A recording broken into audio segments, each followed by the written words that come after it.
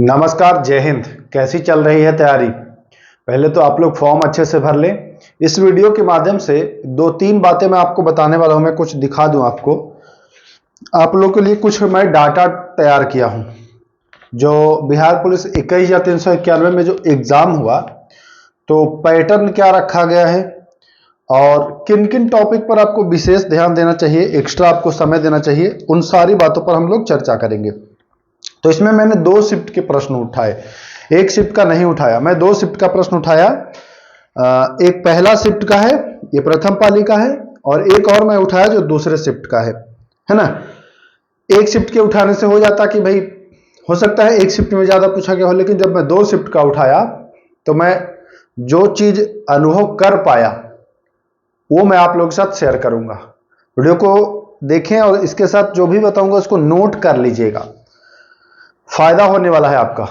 अगर शुरुआत है आपकी तैयारी की, पहली बार है, तब तो बहुत ज्यादा फायदा है। अगर पुराने हैं, पिछली दफा एक आध नंबर से छठे हैं, हालांकि नंबर तो बताता नहीं है बिहार पुलिस में, लेकिन एक आइडिया हो जाता है कि हम कितना नंबर छठे होंगे। तो अगर 1-2 नंबर से छठे हैं तो आप बस देखिए कि किस विषय में आप कमजोर हैं, उस पर आपको फोकस करना है। मैं बिल्कुल डिटेल में बता दूंगा दोस्तों क्या है मामला। अगर इस पर फोकस करेंगे तो निश्चित ही इस बार सिलेक्शन होगा। और हाँ, एक चीज मैं शुरुआत में ही बता दूं, जो भी टॉपिक है ये एनसीईआरटी के टॉपिक मैं अपने चैनल पर आपको करा भी रहा हूं। तो अगर नहीं अभी तक जुड़े हैं तो जुड़िए, और साइंस का क्लास शुरू है तो वहां से आप साइंस के क्वेश्चन भी देख सकते हैं। तो सबसे पहले हमने लिखा है कि बिहार पुलिस का जो नया पैटर्न है वो क्या है। पैटर्न वही है, क्वेश्चंस में फेरबदल हुए हैं, है ना। जैसे मैं पहले लिख दूं 19,838 वालों के लिए है ये वीडियो, है ना, कंफ्यूजन मत रखिएगा। तो ये तो सभी लोग जानते हैं कि 2 भागों में रहता है ये, जीके जीएस और मैथ रीजनिंग हिंदी, है ना। इधर रहता है सामान्य अध्ययन, और इधर जो हो जाता है वो मैथ कह लीजिए, रीजनिंग कह लीजिए, हिंदी और इंग्लिश, है ना, ऐसे रहता है। समझिएगा बातों को, किस पर आपको अधिक फोकस करने की आवश्यकता है ये मैं इसमें बताने वाला हूं। तो मैं जब डिटेल उसका देख रहा था तो मैंने देखा कि उससे पहले वाले भी मैंने क्वेश्चन देखे, जो 21,391 में आया है, उससे पहले का भी मैं क्वेश्चन देखा। तो उसमें मैं देखा कि इकोनॉमिक्स के पहले प्रश्न कम आते थे, लेकिन इस बार मैं दोनों शिफ्ट की बात करूं तो दोनों शिफ्ट में, जैसे मैं दूसरे शिफ्ट की बात करता हूं तो दूसरे शिफ्ट में 9 प्रश्न इकोनॉमिक्स से आए हैं। जी हाँ, इकोनॉमिक्स यानी कि अर्थशास्त्र, है ना, अर्थशास्त्र से आपके 9 प्रश्न आए हैं दूसरे शिफ्ट में।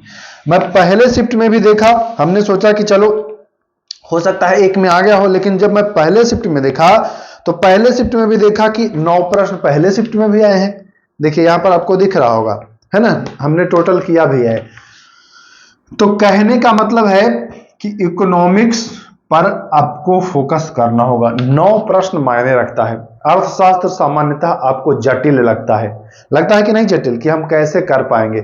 लेकिन मैं एक चीज बता दूं, अच्छे से अगर अर्थशास्त्र को ध्यान देंगे तो बहुत ज्यादा जटिल नहीं है। मैं अर्थशास्त्र के लिए आपको अलग से क्लास उपलब्ध कराऊंगा, लगभग 20 क्लास में अर्थशास्त्र इकोनॉमिक्स का उपलब्ध कराऊंगा, जो बिल्कुल एकदम पैटर्न पर होगा। तो वहां से भी आप कर सकते हैं। बाकी सामान्यतः तो आप जो भी किताब पढ़ते हैं उसमें रहता है, लेकिन इनफ नहीं रहता है। चाहे आप किसी भी किताब की बात कर लें, उसमें पर्याप्त नहीं होता है, वहां से प्रश्न नहीं आए हैं। आप प्रश्नों को चाहे तो देख लीजिएगा, ठीक ना। दूसरे नंबर पर करंट अफेयर पहले नहीं उतना पूछा जाता था, लेकिन इस बार मैंने देखा, इस बार मैं लिख देता हूं यहां पर, जो भी मैं बता रहा हूं उसको नोट करिए और उसी पर फोकस करिए। अर्थशास्त्र आपके लिए महत्वपूर्ण है। फिर मैं बात करूं कि करंट अफेयर जो भी है, देखिए करंट अफेयर की मैं बात कर लूं तो 3-3-6 करंट अफेयर पहले शिफ्ट से, और दूसरे शिफ्ट से भी 3-3-6 करंट अफेयर, यानी कि रेशियो बिल्कुल ठीक है। तो करंट अफेयर के 6 प्रश्न। अब 6 प्रश्न हल्के में मत लीजिएगा, 6 प्रश्न कम नहीं होता है। करंट अफेयर तो ऐसा है इसमें कि 6 में आप 5 आसानी से ला सकते हैं, हल्का फुल्का पढ़ करके। तो करंट अफेयर को भी आपको लाइटली नहीं लेना है।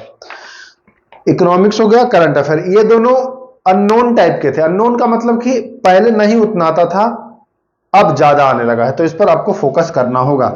ये दोनों आपका मजबूत करना होगा, क्योंकि जो लोग 15 नंबर ये छोड़ेंगे वो समझिए कि नुकसान उनका होगा ही होगा।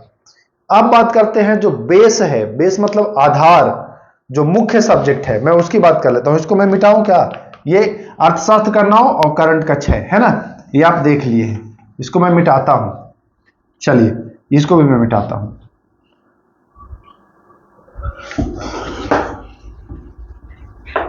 समझिएगा, इकोनॉमिक्स, इकोनॉमिक्स का कितना मैं बताया? 9। करंट अफेयर का कितना मैं बताया? 6। अब जो मुख्य आधार है जिस पर बाबू आपको फोकस करना होगा अच्छे से, वह है आपका साइंस। साइंस देखिए, साइंस में 3 भाग इसके हैं, physics, chemistry, biology. Physics, chemistry और बायोलॉजी। देखिए, पहले शिफ्ट की मैं बात कर लेता हूं, पहले शिफ्ट की, तो बायोलॉजी के मैं पहले शिफ्ट की बता देता हूं। तो बायोलॉजी में पहले शिफ्ट में 8 प्रश्न आए हैं। पहले शिफ्ट में, पहले शिफ्ट में बायोलॉजी में 8 प्रश्न आए हैं। पहले शिफ्ट फिजिक्स की मैं बात कर लूं तो फिजिक्स में पहले शिफ्ट में आए हैं 6 प्रश्न, ठीक। और केमिस्ट्री की मैं बात कर लूं तो केमिस्ट्री में आपको 8 आया है, केमिस्ट्री में भी 8 आया है। पहले शिफ्ट में 22 प्रश्न आए हैं पहले शिफ्ट में, तो इसको आपको फोकस अच्छे से करना होगा, ठीक ना। जब आप हमारे साथ जुड़ेंगे तो मैं आपको डिटेल में करा भी रहा हूं कि कौन कौन सा टॉपिक से आया है, उन टॉपिक को मैं करा रहा हूं। इसलिए मैंने साइंस का एक सीरीज भी आप लोगों को उपलब्ध कराया है। बिहार पुलिस के लिए मैं साइंस का एक सीरीज भी उपलब्ध कराया हूं। अब मैं बात कर लेता हूं कि जो सेकंड शिफ्ट था दूसरी पाली का, उसमें मैं बात कर लूं तो केमिस्ट्री के 12 प्रश्न। देखिए, दूसरे पाली में 12 प्रश्न केमिस्ट्री के, जो कि आपको मायने रखता है। बायोलॉजी के 9 प्रश्न, 12 9 21, और इसके 7 प्रश्न, फिजिक्स के 7 प्रश्न, यानी कि 28 प्रश्न आपको आया है। अब बताइए 28 प्रश्न कितना ज्यादा मायने रखता है। अगर साइंस में कमजोर रहेंगे तो कहां से बेड़ा पार होगा? नहीं होगा। तो फोकस आपको इस पर करना है। देखिए, जो जो भी चीज बता रहे हैं, अगर आप खाली इतिहास, खाली भूगोल पढ़ के सोच रहे हैं, खाली विविध के कुछ याद करके कि हमारा सिलेक्शन हो जाएगा, तो भैया नहीं होगा। सटीक तरीके से पढ़ना पड़ेगा। जो पूछा जा रहा है वही पढ़िए, तब होगा सिलेक्शन। पूछे कुछ और, पढ़े कुछ और, तो होगा सिलेक्शन। कभी भी किसी भी हाल में नहीं होगा। इस बात को आप लोग समझ लीजिए। भले अभी नहीं समझ रहे हैं, बट 21391 में भी मैं सलाह दिया था। जिन्होंने समझा वो अब फिजिकल करके मौज है कर रहे हैं, जिन्होंने नहीं समझा वो फिर फॉर्म भर रहे हैं, है ना। तो ये बात है। तो चलिए, ये आपको टारगेट करना है। आप हमारे साथ जुड़ जाएंगे, टारगेट आपको हम सब चीज बता रहे हैं, कौन सा सब्जेक्ट, कौन टॉपिक है, क्या पूछा गया है, सब कुछ हम करा रहे हैं, क्वेश्चन आंसर भी करा रहे हैं। अब मैं बात कर लेता हूं, इसके अलावा जो बेस एक और सब्जेक्ट होता है वो है पॉलिटी। पॉलिटी यानी कि भारत का संविधान। देखने में तो लगता है कि पॉलिटी से कम, लेकिन देखिए मैं दोनों शिफ्ट का निकाला हूं, तो मैं यहां पर आपको दिखा पा रहा हूं। पहले शिफ्ट का मैं पहले बात कर लूं तो पहले शिफ्ट में पॉलिटी में 10 प्रश्न आए हैं। पहले शिफ्ट में पॉलिटी में 10 प्रश्न आए हैं। पॉलिटी ऐसा पढ़ा दूंगा आप लोगों को ना, एक भी प्रश्न नहीं छूटेगा। जाकर के आप प्रीवियस वीडियोस देख सकते हैं। पॉलिटी इतने डिटेल में मैं पढ़ा दूंगा कि एक भी सवाल आपका नहीं छूटेगा, तो नहीं छूटेगा। पहले शिफ्ट में 10 प्रश्न आए हैं। अब हम बात कर लेते हैं कि दूसरे शिफ्ट में, तो देखते हैं दूसरे शिफ्ट में कितने प्रश्न आए हैं पॉलिटी के। हाँ, तो दूसरे शिफ्ट में भी 10 प्रश्न आए हैं, यानी कि 10 फिक्स है। अब ये सब ठोस है। देखिए, जैसे कि यहाँ 28 है तो इसको औसत में 25 निकालूंगा ना, 25 इसका औसत निकालूंगा। ये 10 है तो इसका 10 निकालूंगा, और फिर उन दोनों का 15 था, ये दोनों मिला के 15, तो 50 तो आपका यही आ रहा है भैया। 50 तो आपका यही आ रहा है। अगर यहां आप ठीक ठाक मेहनत कर देंगे, यहां अगर आप ठीक ठाक मेहनत कर देंगे ना, तो यहां लगभग आपका 40 आ जाएगा। ठीक ठाक कर देंगे अच्छे से मेहनत, तक बहुत ज्यादा टेंशन की बात नहीं है। यहां अगर ठीक ठाक कर देंगे मेहनत तो आपका 40 आ जाएगा। अब इधर आपका 40 आ गया। अब आपको कितना लाना है? 15 से 20 अगर ले आते हैं तो एकदम निश्चित हो जाएगा। अब देखिए, अब जो मुख्य है, मैंने जब नोटिस किया तो देखा कि भारत के भूगोल से ज्यादा विश्व का भूगोल प्रश्न आया है। विश्व के भूगोल से पहले शिफ्ट में आपका 3 1 4 2 6, हाँ दोनों में 6 6 आया है। मतलब वर्ल्ड ज्योग्राफी, विश्व विश्व भूगोल, विश्व भूगोल से आपको 6 प्रश्न आए हैं दोनों शिफ्ट में, है ना। तो विश्व भूगोल आसान है, ये 6 में 6 भी आप उठा सकते हैं, 5 तो निश्चित ही उठाएंगे। तो इसको भी आपको टारगेट करना होगा। अब आप खुद से नहीं समझ पा रहे हैं तो आप सहारा ले सकते हैं, या मुझसे जुड़े या किसी और से भी जुड़ के जो आपको ये चीजें बताए वहां से आप कर सकते हैं। तो ये हो गई बात मुख्य रूप से, है ना। अब कहेंगे कि सर हिस्ट्री, तो हिस्ट्री से देखिए तीनों इतिहास मिला करके, मुश्किल से तीनों इतिहास मिला करके, मॉडर्न हिस्ट्री और मध्यकालीन भारत और प्राचीन भारत, तीनों मिला करके मात्र 6 प्रश्न आए हैं पहले शिफ्ट में, और दूसरे शिफ्ट में आपका भी, हाँ दूसरे शिफ्ट में भी उतना ही आया है, 6 ही आया है। तो तीनों हिस्ट्री मिला करके आपको 6 आया है, जिसमें सर्वाधिक आपका मॉडर्न है, 3 मॉडर्न है, 2 प्राचीन है, 1 मध्य है। तो मध्य उदय के लिए बहुत ज्यादा टारगेट मत करिएगा। अब एक ही प्रश्न पूछ रहा है, 2 प्रश्न कितना भी करेंगे तो एक गलत हो भी सकता है ना। तो एक आध प्रश्न के लिए बहुत ज्यादा समय व्यर्थ मत करिएगा, ठीक ना। हल्के हल्के उसको पढ़िएगा, हिस्ट्री पर ज्यादा फोकस करने की आपको आवश्यकता नहीं है। अब जो मुख्य बचा है वह है आपका Hindi English math. Hindi English math अगर तीनों को आप मिलाते हैं ना, तो यहां से लगभग लगभग आपका 25 प्रश्न 27 प्रश्न पूछा है, हिंदी इंग्लिश मैथ रीजनिंग मिला करके। दोनों शिफ्ट में बात कर लूं, 25 से 27 प्रश्न, 27 कभी 28 ऐसे पूछा है, इतने प्रश्न पूछे गए हैं। जिसमें देखिए हिंदी तो एकदम सामान्य है, हिंदी 8 पूछा है। हिंदी में 8 में आप 7 ले आएंगे, अगर पढ़ लेंगे तो 7 ले आएंगे हिंदी में। तो हिंदी को भी आप थोड़ा सा, मतलब समास है, संधि विच्छेद है, वाक्य है, शुद्ध करना है, यही सब आपको पढ़ना है, बहुत ज्यादा नहीं पढ़ना है। मैथ की मैं बात कर लेता हूं। मैथ, तो मैथ के 10 प्रश्न एक शिफ्ट में, दूसरे में 11 प्रश्न पूछे गए हैं। तो 10 11, अब 10 11 में 2-3 प्रश्न मैंने ऐसे देखा कि थोड़ा सा एडवांस लेवल का है। 3 प्रश्न आपको एडवांस लेवल का मिला है, जिसमें आपको 7 मिला है इजी, जो आप कर लेंगे, है ना। लेकिन बाकी जो 3 प्रश्न मिला है वो थोड़ा सा एडवांस मिला है। एडवांस अगर पढ़े होंगे तब करेंगे। तो अब बहुत सारे बच्चों का एडवांस कमजोर है ना। अब उनको एडवांस से डर लगता है, तो बहुत ज्यादा परेशान मत होइए एडवांस को लेकर के कि अब हमको एडवांस पूरा पढ़ना है, नहीं।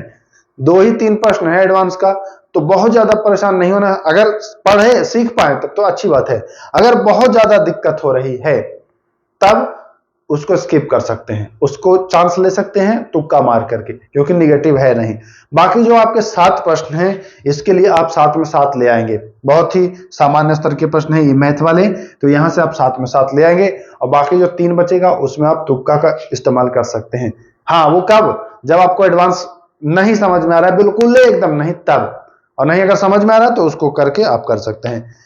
रीजनिंग की बात करें तो 3 से 4 रीजनिंग आपको दोनों शिफ्ट में मिला है। त्रिभुज की आकृति गिनने वाला या फिर रेशियो वाला जो है वो मिला है आपको 3 से 4। तो रीजनिंग सामान्य लेवल का है, वो कर लेंगे आप। अब बात करते हैं जो सबसे ज्यादा सर दर्द है, वो बच्चों का इंग्लिश है ना। कि सर इंग्लिश के देखिए 7 से 8 प्रश्न इंग्लिश का भी पूछा गया है।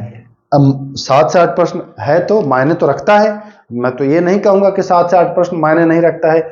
लेकिन यहां 2 तरह की बातें हैं, या तो भैया पढ़िए इंग्लिश, पढ़िएगा तो इंग्लिश बहुत ज्यादा टफ नहीं है, हिंदी बस वो उसका लैंग्वेज इंग्लिश है, आप समझ नहीं पा रहे हैं। बाकी जिस लेवल से आपका हिंदी है, जैसे समानार्थी है या कोई अपोजिट वर्ड है, ये सारी चीजें हैं। बट अगर समझ नहीं पा रहे हैं, इंग्लिश के लैंग्वेज ही नहीं समझ में आ रही है कि क्वेश्चन कह क्या रहा है, तब तो वो फिर पर्वत हो गया। तो इसलिए अगर थोड़ा थोड़ा भी प्रयास करेंगे अभी से इंग्लिश का, तो मैं ये मानता हूं कि 7 में 3-4 कर लेंगे। अगर बहुत जिनका वीक है उनको कह रहा हूं मैं, और जो थोड़ा बहुत पढ़े हैं वो 5 तो आसानी से करेंगे, है ना। तो बहुत ज्यादा लोड नहीं लेना है कि हमारा इंग्लिश कमजोर है, हमसे नहीं होगा। नहीं होने का बात नहीं है, बिल्कुल आसानी से होगा, ठीक ना। पहली बात तो अगर बिल्कुल जीरो है तो तुक्का तो लगाना ही है, लेकिन अगर थोड़ा बहुत कोशिश करेंगे तो हिंदी में आप 3 से 4 इजीली कर सकते हैं। 3 से 4 इजीली कर सकता है कोई भी बच्चा, थोड़ा सा अगर महीना दिन भी ध्यान दे दे, है ना, कहीं भी यूट्यूब से पढ़ के या किसी भी माध्यम से पढ़ करके अगर ध्यान दे दे तो वो आसानी से कर लेगा 3 से 4, और अगर थोड़ा और बेहतर है तो 5-6 भी कर लेगा, है ना। तो कुल मिलाकर के आपको यही करना है। बाकी आप अगर हमारे साथ जुड़ते हैं तो आपको ये सारी चीजें हम अपने प्लेटफॉर्म यानी यूट्यूब पर आपको निःशुल्क उपलब्ध करा रहे हैं फिलहाल, है ना। गाइड भी करते रहते हैं कहां से प्रश्न आता है, क्या पढ़ना चाहिए, और मुख्य रूप से आपको जो फोकस करने वाला मैं बताया हूं, साइंस है, पॉलिटी है, उसके बाद करंट अफेयर और इकोनॉमिक्स है। यहां से आपको लगभग 60 कवर हो रहा है ना, यहीं से लगभग आपका 60 कवर हो रहा है। बाकी जो बच रहा है कुछ विविध के हैं, कुछ हिंदी, मैथ, इंग्लिश, तो ऐसे करके आपका रिजल्ट हो जाएगा अगर कुल मिलाकर के ठीक ठाक से एक सही वे में पढ़े तो। बाकी निर्भर आप पर है दोस्तों, कैसे पढ़ना है कि फिर अगली वैकेंसी का इंतजार करना है। अगर चाह रहे हैं कि इसी बार हो जाए तो अच्छे से ईमानदारी पूर्वक पढ़ें। आप भी ये निकाल सकते हैं कि कहां से प्रश्न पूछा गया प्रीवियस ईयर के क्वेश्चन देख करके। कोई जरूरी नहीं है कि आप मेरे ही वीडियो को देख करके जान पाए, आप खुद से भी चाहे तो निकाल सकते हैं। बुक मार्केट में अवेलेबल है बहुत सारे, आप उससे देख सकते हैं। तो चलिए, उम्मीद करता हूं कि ये वीडियो आपको पसंद आया होगा, इससे आप कुछ सीखेंगे। और अगर मिलकर तैयारी करना चाहते हैं, हमारे साथ जुड़ के तैयारी करना चाहते हैं तो सब्सक्राइब कर लें। डिस्क्रिप्शन में लिंक दे दे रहे हैं हम अपने टेलीग्राम चैनल का, जो पीडीएफ वगैरह या जो भी क्विज वगैरह कराता हूं तो टेलीग्राम पर ही आपको उपलब्ध होता है, तो टेलीग्राम से भी आप जुड़ सकते हैं। चलिए, इजाजत चाहते हैं, फिर मिलेंगे। नमस्कार, जय हिंद।